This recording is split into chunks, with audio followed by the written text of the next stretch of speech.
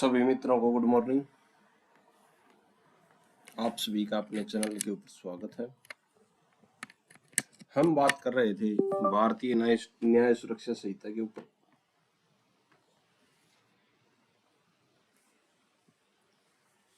तो भारतीय न्याय सुरक्षा संहिता की जो धारा 56 तक हमने जिक्र कर लिया था। आज हम उससे आगे बात करेंगे धारा 57। तो आइए शुरू करते हैं। भारतीय नागरिक सुरक्षा संहिता। ठीक है, आज हम जो बात करेंगे धारा 57 के ऊपर, जो तुरंत पेशी है। धारा 58, इसमें 24 घंटे की समय सीमा है। धारा 59, डीएम को रिपोर्ट। धारा 60, कब होगी रिहाई। धारा 61, बागी कैदी को पकड़ो भाई। और कानून के अनुसार धारा 62 भाई। तो शुरू करते हैं हम धारा 57 से। भारतीय नागरिक सुरक्षा संहिता की धारा 57 क्या कहती है? गिरफ्तारी के बाद भी सबसे महत्वपूर्ण प्रक्रिया के बारे में। तो धारा 57 गिरफ्तारी के बाद भी महत्वपूर्ण प्रक्रिया के बारे में है। यह सुनिश्चित करती है कि पुलिस किसी को पकड़कर अपनी मर्जी से अनिश्चित काल के लिए बंद न रख सके भाई। ठीक है, तो क्या सुनिश्चित करती है कि पुलिस जो है किसी को पकड़ के अनिश्चित काल, जो निश्चित काल नहीं है, ठीक है, अनिश्चित काल के लिए पकड़ के बंद न रख सके भाई। ठीक है, ये बात बोलती है धारा 57 भारतीय न्याय सुरक्षा संहिता। ठीक है, तो ये पुलिस पर पाबंदी लगाती है, किसी भी व्यक्ति को ऐसे उठा के बंद नहीं कर सकती अनिश्चित काल के लिए। अनिश्चित काल मतलब कि किसी को गिरफ्तार कर लिया और ये पता ही नहीं कहां पे लेके गए उसको। ठीक है, मजिस्ट्रेट के सामने पेश ही नहीं किया। ठीक है, तो उसके बचाव के लिए धारा 57 जो है बताती है अनावश्यक देरी की मनाही। ठीक है, यानी कि अनावश्यक देरी, जैसे ही पुलिस व्यक्ति को पकड़ेगी तुरंत क्या करे, 24 घंटे के अंदर अंदर मजिस्ट्रेट के सामने पेश करे। तो अनावश्यक देरी की मनाही है भाई, धारा 57 बोलती है। जैसे ही पुलिस किसी को बिना वारंट के गिरफ्तार करती है, कानून कहता है कि उसे बिना किसी फालतू देरी के आगे की कार्रवाई के लिए ले जाना होगा। पुलिस उसे रास्ते में कहीं रोककर नहीं रख सकती। ठीक है, तो यानी कि अगर किसी को पकड़ा है, किसी की गिरफ्तारी की है पुलिस ने बिना वारंट, तो उसको 24 घंटे के अंदर अंदर क्या है, मजिस्ट्रेट के सामने पेश किया जाना चाहिए। ठीक है, और बिना किसी फालतू देरी के भाई।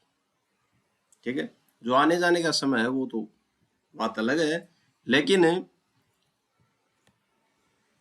फालतू देरी नहीं होनी चाहिए। पुलिस उसके रास्ते में कहीं, पुलिस जो है उसको कहीं पे भी रास्ते में रोक नहीं सकती भाई। ये नहीं कि आज पकड़ लिया, 2 दिन निकल गए, 2 दिन के बाद जाके मजिस्ट्रेट के सामने पेश करे। ठीक है, तो ये धारा 57 बात बोलती है भाई, अनावश्यक देरी की मनाही है भाई धारा 57 में। बात नंबर 2 है थाने के इंचार्ज के सामने पेशी भाई।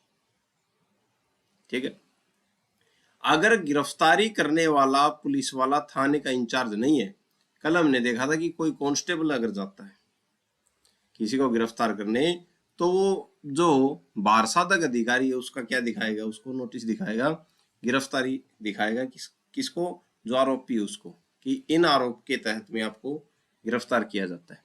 तो ये बोल रखा है कि थाने के इंचार्ज के सामने पेश। अगर गिरफ्तारी करने वाला पुलिस वाला थाने का इंचार्ज नहीं है, जैसे कोई कांस्टेबल, तो उसका पहला काम है कि वह गिरफ्तार व्यक्ति को तुरंत अपने थाने के बारसाधक अधिकारी एसएचओ के सामने पेश करे भाई, कि हाँ हम इसको पकड़ के ले आए हैं भाई। ठीक है, ये बात भी धारा 57 बोलती है कि थाने के इंचार्ज एसएचओ के सामने पेशी होगी भाई। फिर आगे क्या है, जमानत का चेकअप भाई। थाने का इंचार्ज यह देखेगा कि क्या अपराध जमानती है, ठीक है। तो थाने का इंचार्ज क्या देखेगा, क्या अपराध जमानती है। अगर अपराध छोटा है और कानून के अनुसार उसमें जमानत मिल सकती है, ठीक है, तो पुलिस उसे वहीं से जमानत पर छोड़ सकती है, ठीक है। अपराध छोटा है तो पुलिस वहीं पे उसको जमानत के हिसाब से छोड़ सकती है, जमानत पर छोड़ सकती है, क्योंकि अपराध छोटा है, ठीक है। तो यह अधिकार भी पुलिस को धारा 57 में बात दे रखी है, ठीक है। आगे बात करते हैं भाई, छोटे अपराध धारा 478 से लेके 438 तक के तहत भाई, ठीक है। आगे बात करते हैं, तो धारा 478 और 400 जो 83 जो है, सॉरी 38 बोल गए थे, तो धारा 478 से लेके 483 तक जो अपराध जो हैं ये हम आगे देखेंगे। आगे बात करते हैं, मजिस्ट्रेट के सामने पेशी धारा 57 ये भी बोलती है, अगर आरोपी को जमानत पर नहीं छोड़ा जाता तो पुलिस उसे मजिस्ट्रेट के पास ले जाएगी, उसके पास उस केस की सुनवाई का अधिकार है। तो मजिस्ट्रेट के साहब के पास ले जाएगी और मजिस्ट्रेट साहब जो है उनके पास केस की सुनवाई का क्या है, अधिकार है, ठीक है। अगर जमानत पर नहीं छोड़ती तो पुलिस बोलते हैं। खास बात देखते हैं अब इसकी धारा 57 की। तो धारा 57 की खास बात क्या है, आपने 24 घंटे वाला नियम का जिक्र किया है जो बहुत जरूरी है। पुलिस किसी भी व्यक्ति को अपने हिरासत में 24 घंटे से ज्यादा नहीं रख सकती। इस 24 घंटे में वह समय नहीं गिना जाता जो पुलिस थाने से कोर्ट तक जाने के रास्ते में लगाती है, और यही वीक पॉइंट है, ठीक है। तो कौन सा समय नहीं गिना जाता, वो समय नहीं लगाया जाता जो पुलिस थाने से कोर्ट तक जाने के रास्ते में लगाती है। अब थाने से गिरफ्तार करके थाने में ले आया, थाने से कोर्ट तक जब तक पुलिस जाएगी तो वो समय नहीं लगाया जाता। अब ऐसे थोड़ी है कि 30 किलोमीटर की दूरी है और पुलिस जाए 4 घंटे में, उसका कारण देना पड़ेगा, ठीक है। अगर 24 घंटे से ज्यादा रखना है तो पुलिस को मजिस्ट्रेट से विशेष अनुमति लेनी होगी, ठीक है। तो अगर 24 घंटे से ज्यादा रखना है तो मजिस्ट्रेट से क्या लेनी पड़ेगी, विशेष अनुमति लेनी होगी। ये भी धारा 57 में बात कही गई है। यह धारा पुलिस पर लगाम लगाती है। कौन सी धारा 57 भाई, गिरफ्तार होते ही या तो व्यक्ति को जमानत मिलनी चाहिए या उसे मजिस्ट्रेट के सामने पेश करना चाहिए ताकि कोर्ट तय कर सके कि उसे जेल भेजना है या छोड़ना है, ठीक है। आगे बात करते हैं भाई, हम आगे आ जाती है हमारे पास भारतीय न्याय सुरक्षा संहिता की धारा 58, ठीक है। पुलिस की सख्ती पर सबसे बड़ा अंकुश ये लगाती है, कौन सी धारा 58, यह सुनिश्चित करती है कि भारत का कोई भी नागरिक पुलिस की अवैध हिरासत में न रहे भाई। तो धारा 58 पुलिस जो है इसकी सख्ती पर सबसे बड़ा अंकुश लगाती है और ये सुनिश्चित करती है कि भारत का कोई भी नागरिक पुलिस की अवैध हिरासत में न रहे। वैध जो है वो तो 24 घंटे दे रखी, इसमें 24 घंटे के अंदर कोर्ट के सामने पेश करना होगा। फिर अगर कोर्ट देता है कि आप इसको इतने टाइम के लिए और रखो पूछताछ के लिए, तो वो वैध है, ठीक है। लेकिन यहाँ पे क्या बोल रखा, भारत का कोई भी नागरिक पुलिस की अवैध हिरासत में न रहे भाई। धारा 58 पुलिस पर सबसे बड़ा अंकुश लगाती है। 24 घंटे का समय सीमा भाई, तो ये धारा 58 में बोल रखी है बात, 24 घंटे की समय सीमा। कानून कहता है कि अगर पुलिस ने किसी को बिना वारंट गिरफ्तार किया है तो वह उसे अधिकतम 24 घंटे तक ही अपनी कस्टडी में रख सकती है। ठीक है भाई, 24 घंटे तक ही रख सकती है, धारा कौन 58 बोलती है। यात्रा का समय, इस 24 घंटे में वह समय नहीं गिना जाता जो अपराधी को गिरफ्तार करने वाली जगह से कोर्ट तक ले जाने के रास्ते में लगता है। ठीक है, तो ये बात इंपॉर्टेंट बोल दी। कौन सा समय बता दिया? 24 घंटे में वह समय नहीं गिना जाता। कौन सा समय नहीं गिना जाता? जो अपराधी को गिरफ्तार करने वाली जगह से कोर्ट तक ले जाने के रास्ते में लगता है। जहां से अपराधी गिरफ्तार किया है वहां से कोर्ट तक जाने के रास्ते में जो समय लगता है वो समय नहीं गिना जाता भाई इसमें। ठीक है, उस समय को हटा के 24 घंटे होने चाहिए। ठीक है, मजिस्ट्रेट की अनुमति, अगर पुलिस को 24 घंटे से ज्यादा समय चाहिए तो उसे धारा 187 के तहत मजिस्ट्रेट से विशेष अनुमति लेनी होगी। ठीक है, अगर पुलिस को 24 घंटे से ज्यादा समय चाहिए, धारा 187 के तहत मजिस्ट्रेट से विशेष अनुमति लेनी होगी। बिना आदेश के 24 घंटे से 1 मिनट भी ज्यादा रखना गैर कानूनी है भाई। ठीक है, धारा 58 ये पुलिस पर सबसे बड़ा, पुलिस की शक्तियों पर सबसे बड़ा अंकुश लगाती है। यह आपका मौलिक अधिकार भी है। हमने बताया था संविधान 22 भी यही कहता है। इसका मतलब है कि यह सिर्फ एक कानूनी प्रक्रिया नहीं बल्कि देश के हर नागरिक का फंडामेंटल राइट है भाई, मौलिक अधिकार। अगर पुलिस 24 घंटे में मजिस्ट्रेट के सामने पेश नहीं करती तो उस व्यक्ति को तुरंत छोड़ना होगा। ठीक है, अगर 24 घंटे से ऊपर हो गए तो उस व्यक्ति को तुरंत छोड़ना होगा पुलिस को। ठीक है, धारा 58 ये पावर देती है।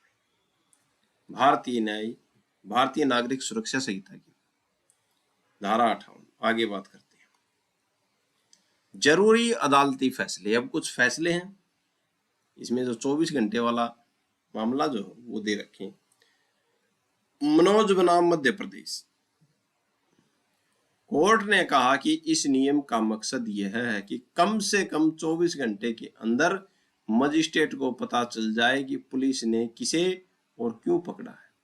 मजिस्ट्रेट साहब यह तय करेंगे कि गिरफ्तारी सही है या नहीं। तो मनोज बनाम मध्य प्रदेश केस में कोर्ट ने कहा था कि कम से कम 24 घंटे के अंदर मजिस्ट्रेट साहब को यह पता चल जाए कि पुलिस ने किसे और क्यों पकड़ा है।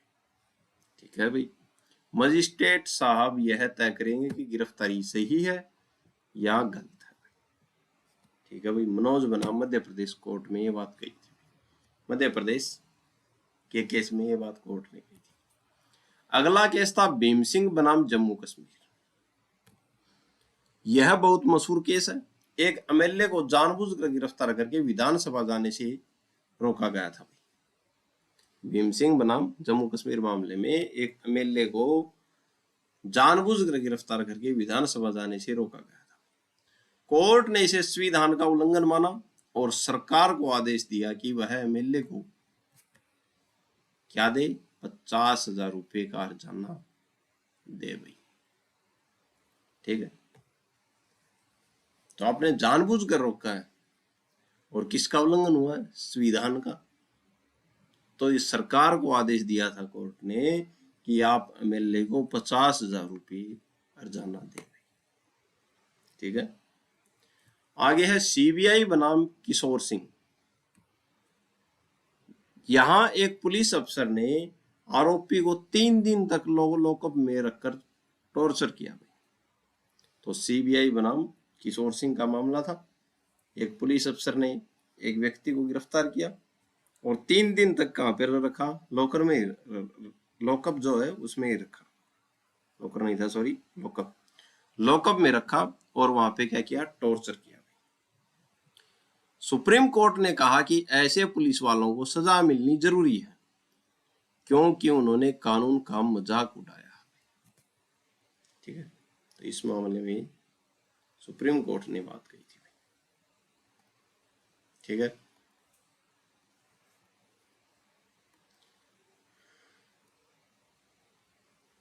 इस नियम के पीछे के दो मुख्य कारण है भाई। कौन कौन से? पुलिस की मनमानी रोकना, धारा 58, पुलिस की मनमानी रोकना भाई। एक तो ये है भाई इस नियम के पीछे कारण, ठीक है, कि पुलिस की मनमानी रोकना भाई। दूसरा क्या है? पुलिस की मनमानी रोकना, पुलिस किसी को डराने या प्रताड़ित करने के लिए लंबे समय तक बंद न रख सके भाई। ठीक है, न्याय का अवसर, गिरफ्तार व्यक्ति को जल्द से जल्द जज के सामने अपनी बात रखने और वकील करने का मौका मिले भाई। ये दो कारण है भाई धारा 58 के। ठीक है, एक तो न्याय मिले, पुलिस किसी को डरा धमका के नहीं रख सकती, और न्याय का अवसर मिले सबको भाई। ठीक है, जज साहब के सामने अपनी बात रखे, वकील करने का मौका मिले। आसान शब्दों में 24 घंटे के अंदर जज साहब के सामने पेशी अनिवार्य है। अगर पुलिस ऐसा नहीं करती तो वह खुद अपराधी बन जाती है और अपराधी को हर्जाना देने का हक है भाई। ठीक है, आगे बात करते हैं। आगे बात है धारा 59 की। पुलिस को हिसाब देना होगा। कैसा हिसाब देना होगा पुलिस को? धारा 59 ये बोलती है कि पुलिस को हिसाब देना होगा। कैसा हिसाब देना होगा? पुलिस किसी को भी चुपचाप पकड़कर गायब नहीं कर सकती। इंपॉर्टेंट पॉइंट है, यह नहीं कि किसी को भी उठा के चुपचाप पकड़ेगी, गायब कर दिया। तो हिसाब देना होगा पुलिस को। रिपोर्ट देना जरूरी है भाई। हर थाने के इंचार्ज एसएचओ की यह जिम्मेदारी है कि वह अपने इलाके में बिना वारंट गिरफ्तार किए गए हर व्यक्ति की जानकारी बड़े अफसरों जैसे डीएम या एसडीएम को दे। ठीक है,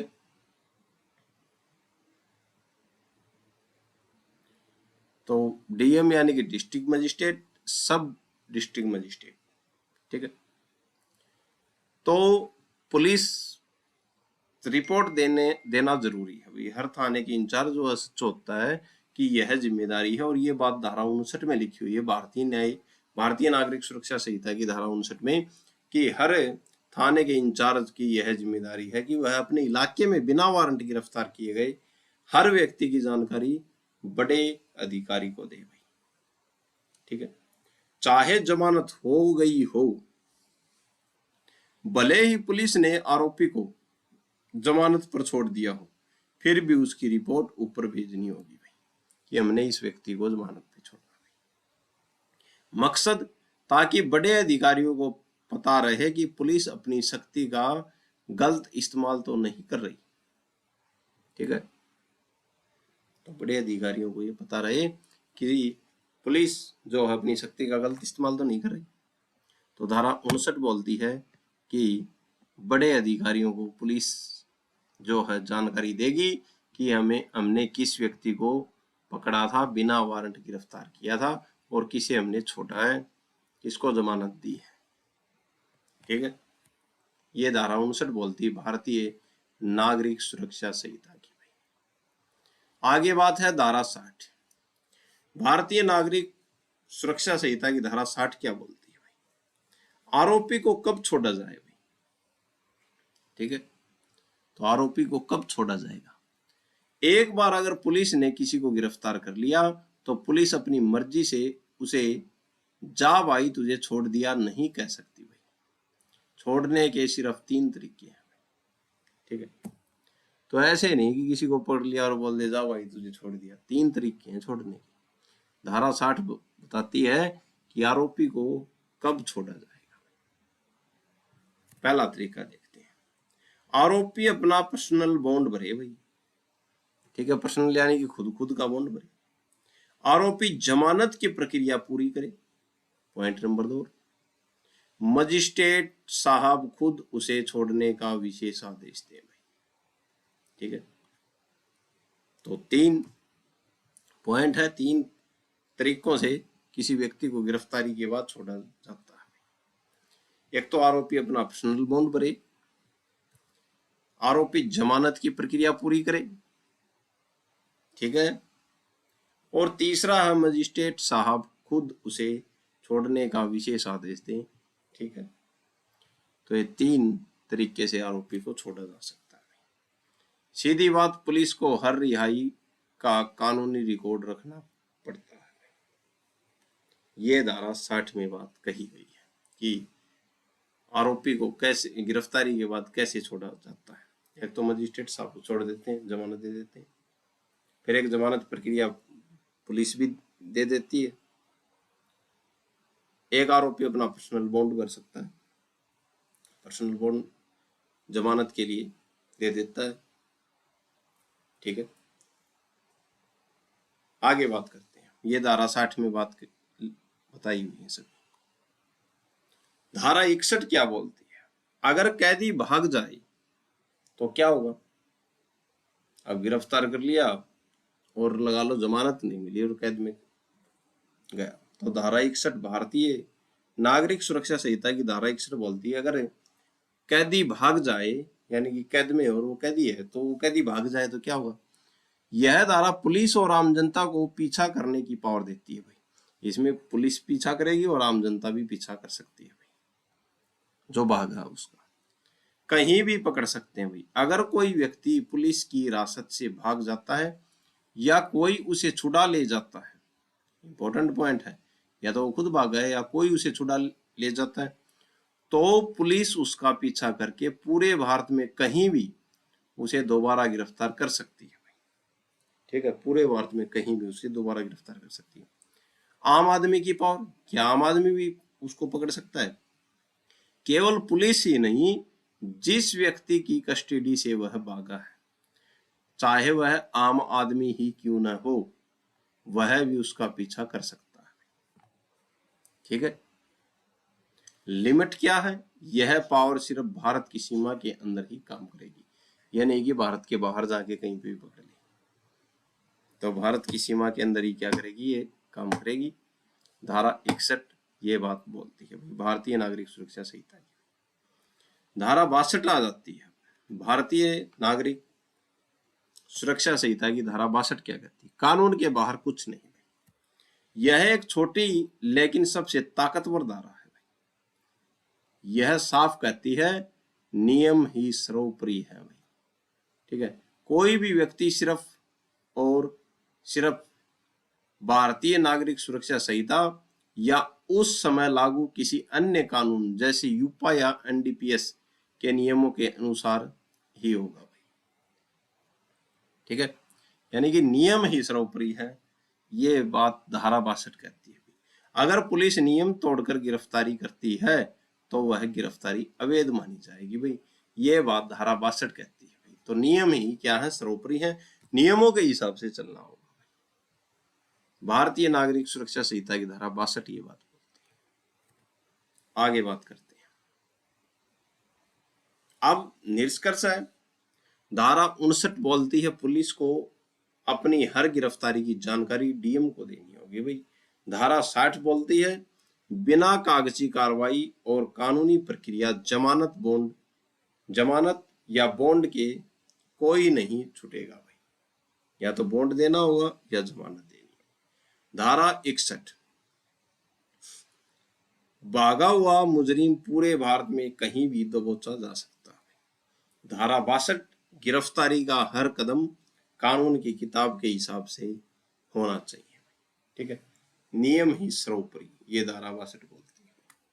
तो आज हमने धारा 62 तक चर्चा की और ये जो गिरफ्तारी का जो टॉपिक जो था ये आज कंप्लीट हो गया।